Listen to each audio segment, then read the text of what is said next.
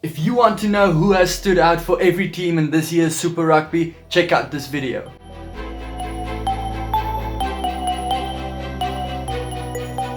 Welcome back to Skinnybru Rugby, guys. So the Super Rugby season is nearly over and I just want to have a little bit of a look at each player that has stood out for every team of Super Rugby. So there are 15 teams, so going down in alphabetical order, I will only do the first 7 today, unfortunately. My next video will probably be Friday or early next week, otherwise maybe it's already out. If it's already out, it will be linked up here. So I've done a fantasy video and a dream team video on a weekly basis of the Super Rugby, so I kind of have a little bit of a wide reference of which players have played really well this season. This is only my opinion, obviously. Fans of the respective teams will have a little bit of more in-depth knowledge of what is going on at that team at the moment.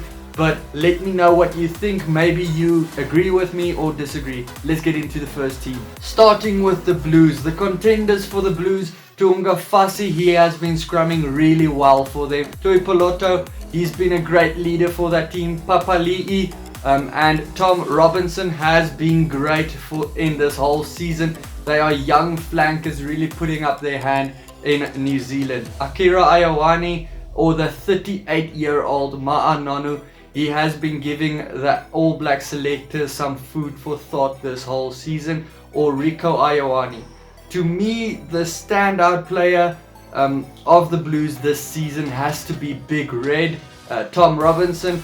He makes an average of 3.9 meters when he runs with the ball. He's played 694 minutes to thus far this season and has made 118 tackles, missing only 6, which is top tackling numbers for any player. Heading over to Australia, the Brumbies, Alan Alaalatoa has had a great season. He's weekly in my dream team. Then Falau Fainga, I mean, he's one of the top scorers in Super Rugby, and for a hooker that's always great. Rory Arnold, the big guy, has just been in formidable form. Then we have Pocock, Cusack and Samu as the loose forwards. Kuridrani has also been in stellar form in some of the games this season, and then also Spate. My pick for the season for the Brumbies would be Falau Fainga. I mean, it's a hooker who has 11 tries. You just can't let that guy not be the player of the season. He's played 530 minutes this season. He's made 86 tackles, only missing 3. So his tackling is quite good for a front rower. Then we head over to the Bulls in South Africa. Koboka, he's one of the South African props in form. He's outscrummed his opponent on a weekly basis and he's been in my dream team a lot.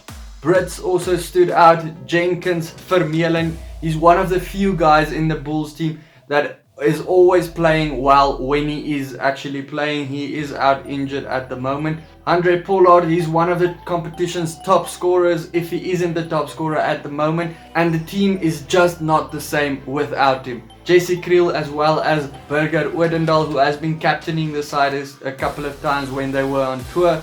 My pick for the Bulls has to be Andre Pollard. He's made 170 points this season. His kicking percentage 86%, which is quite good. It's one of the best in Super Rugby. It's now not as good as Parker from the Sunwolves, but it is still quite good. As a fly-off, there's 2 things you have to always look at: how many times he has run with the ball and how many times he's passed.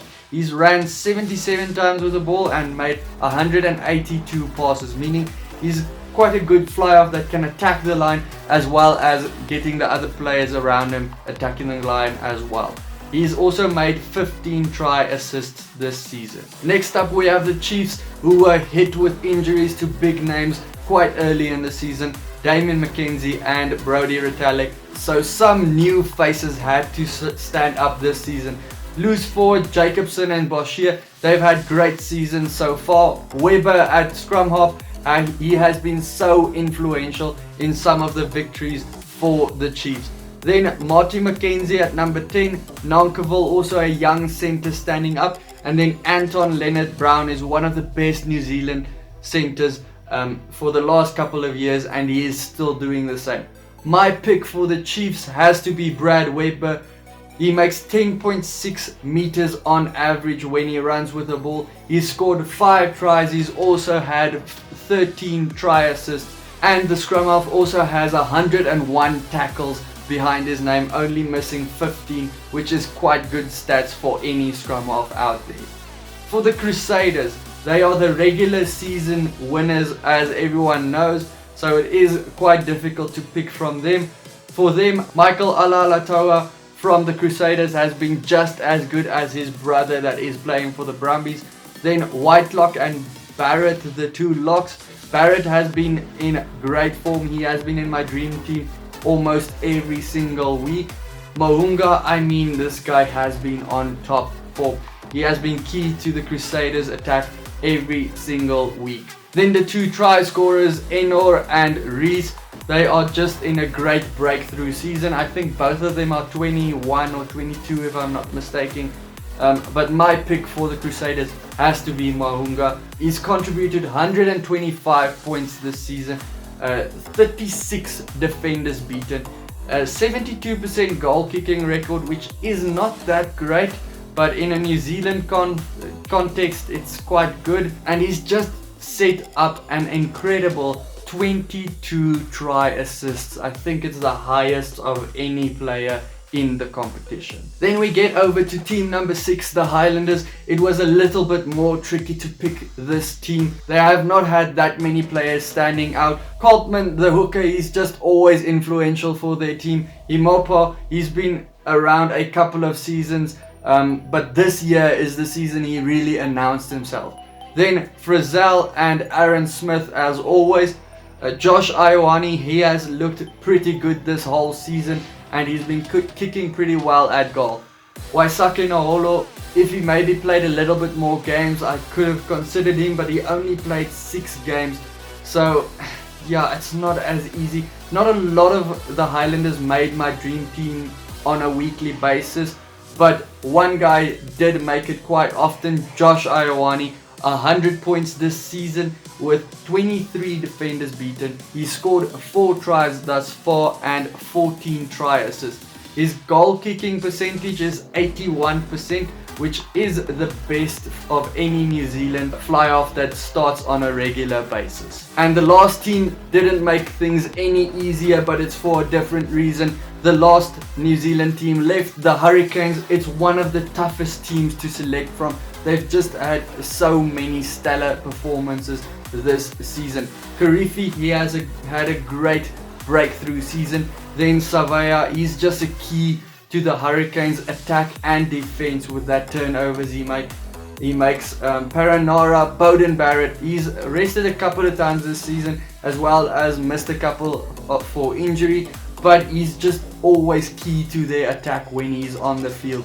Laumape, he's just been in sublime form, scoring tries, breaking through lines, breaking tackles, defeating defenders. He's just so good. Wes Goosen as well, but you might disagree with me. Like I said, it was one of the most difficult ones, but if you look at this guy's stats, Adi Savaya, 497 meters, 112 runs, 35 defenders beaten, 75 passes and 10 try assists, making 144 tackles, only missing 10. I think that with those stats you can't really argue any of the other players' stats. This guy is running around like a center, tackling like a flanker as he should, and just busting through tackles and scoring tries, and he's just being really good. That's it for this first part of my best player of the season. I am gonna do a next video, like I said,